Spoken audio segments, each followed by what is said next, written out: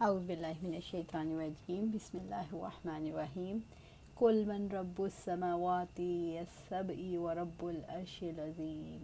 آپ پوچھیں سات آسمانوں کا رب اور عرش عظیم کا رب کون ہے۔ سورۃ المومنون آیا 86۔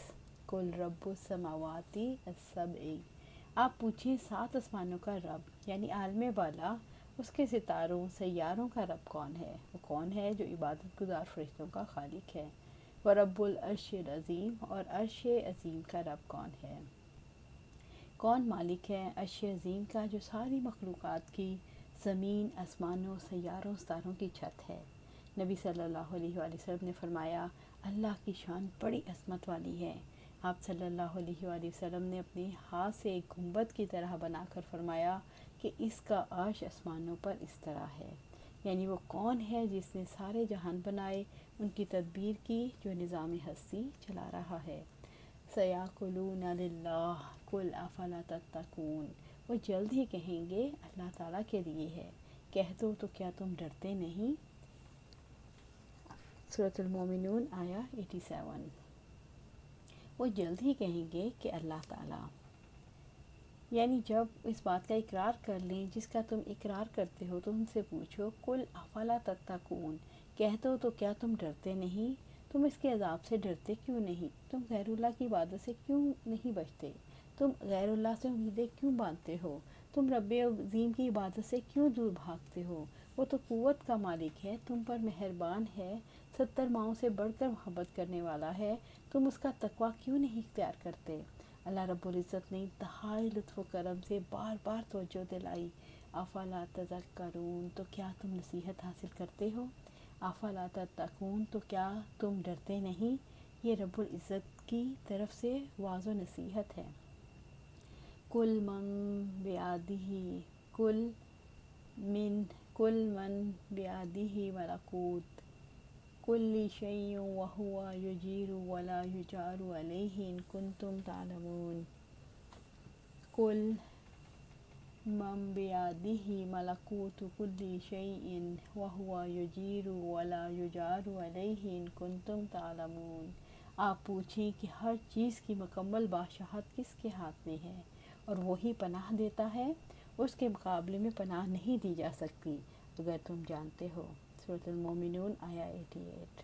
کل من بیادہ ملکوت کل شیء، آپ پوچھیں کہ ہر چیز کی مکمل بادشاہت کس کے ہاتھ میں ہے، یعنی عالم بالا میں اور عالم زیریں میں جو کچھ ہے کس کی بادشاہت ہے۔ رب العزت نے اپنی بادشاہت کا شعور راسخ کیا ہے کہ وہ خالق، مالک اور بادشاہ ہے، جو چاہے کر سکتا ہے، اس کے فیصلے اور اس کا حکم چلتا ہے۔ رب العزت نے فرمایا یقیناً اللہ تعالیٰ پر میں نے بھروسہ کیا جو میرا بھی رب ہے اور تمہارا بھی رب ہے، کوئی جاندار ایسا نہیں مگر اس کی پیشانی کے بالوں کو وہ پکڑنے والا ہے، یعنی میرا رب سیدھی راہ پر ہے۔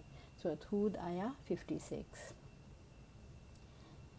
آپ صلی اللہ علیہ وسلم کثرت سے یہ قسم کھاتے تھے والذی نفسی بیادہ، قسم ہے اس ذات کی جس کے قبضے میں میری جان ہے، اور جب زیادہ زور دیتے تو فرماتے لا و مقلب القلوب، قسم ہے اس ذات کی جو دلوں کو الٹتا پلٹتا ہے، وہو یجیر، اور وہی پناہ دیتا ہے، وہی ہے جو شر سے پناہ دیتا ہے، اپنے بندوں کی تکالیف دور کرتا ہے، جو چیز بھی ان کو تکلیف پہنچائے اس سے بچاتا ہے، ولا یجار علیہ، اور اس کے مقابلے میں پناہ نہیں دی جا سکتی، اور کوئی ایسا نہیں، کسی کی قوت نہیں، کسی کی قدرت نہیں، کسی کا اختیار نہیں، کسی کی ہستی نہیں کہ وہ اللہ رب العزت کے مقابلے میں کسی کو پناہ دے سکے، نہ کوئی شر کو دور کر سکتا ہے، نہ تکلیف سے بچا سکتا ہے، جسے رب العزت نے تقدیر میں لکھ دیا۔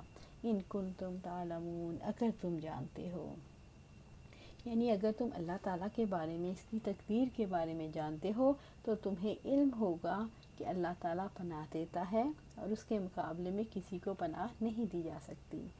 اللہ تعالیٰ نے اپنے قبضہ اختیار کے لیے کیا دلیل دی ہے؟ اللہ تعالیٰ نے اپنی ملکیت اور قبضے اور اختیار کے لیے دلیل دی ہے کہ اللہ تعالیٰ ہی کسی کو پناہ دے سکتا ہے اور اللہ کے خلاف کوئی پناہ نہیں دے سکتا۔ سیقولون للہ قل فانا تسحرون، وہ جلد ہی کہیں گے اللہ تعالیٰ ہی کے لیے ہے، کہہ دو کہاں سے تم جادو کیے جاتے ہو۔ سورۃ المومنون آیا 89۔ سیاکلون للہ، وہ جلد کہیں گے اللہ تعالیٰ ہی کے لیے ہے، یعنی وہ اس بات کا اقرار کر لیں گے کہ اللہ تعالیٰ عظیم بادشاہ ہے جو پناہ دے سکتا ہے، جس کے خلاف پناہ نہیں دی جا سکتی۔ جب بات یہ ہے تو آپ ان سے پوچھیں قُلْ فَأَنَّىٰ تُسْحَرُونَ، کہہ دو کہ کہاں سے تمہیں جادو کیا جاتا ہے، یعنی تمہاری عقل کہاں سے دھوکہ کھاتی ہے جب تم جانتے ہو کہ اللہ تعالیٰ کے سوا اور کوئی معبود کسی چیز کے مالک نہیں، کوئی اس چیز کا مالک نہیں، ان کا اقتدار میں کوئی حصہ نہیں۔ تم نے ان کی خاطر رب عظیم کو چھوڑ دیا، اپنے خالق اور مالک اور سارے امور کی تدبیر کرنے والے کے لیے اخلاص کو چھوڑ دیا۔ تمہاری عقل نے ایسے کام کی طرف تمہیں لگا دیا جو غیر معقول ہے، ایسے لگتا ہے شیطان نے تمہاری عقلوں پر جادو کر دیا ہے، اس نے شرک کو تمہارے سامنے مزین کیا اور تم دھوکہ کھا گئے۔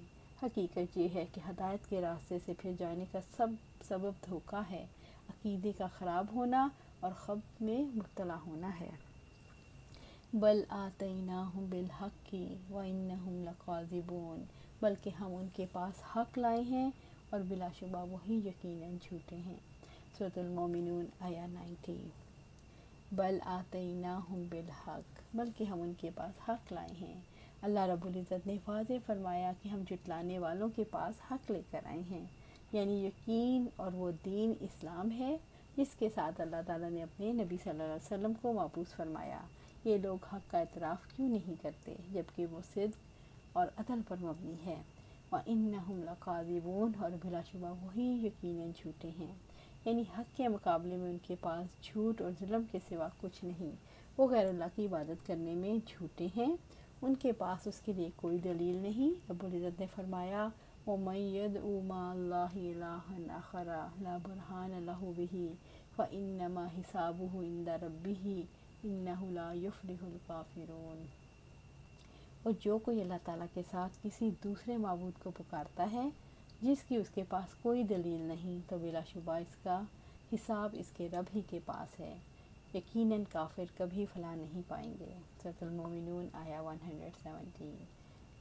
اللہ سبحانہ تعالیٰ سورۃ زخرف میں فرماتے ہیں بلکہ میں نے انہیں اور ان کے باپ دادا کو سامان زندگی دیا یہاں تک کہ ان کے پاس حق اور کھول کر بیان کرنے والا رسول آ گیا۔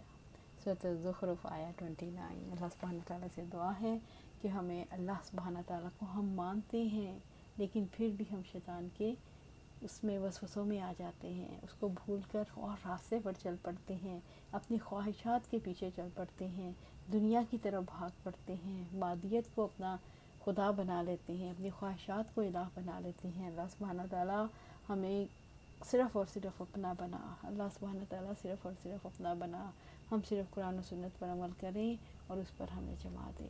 آمین یا رب العالمین۔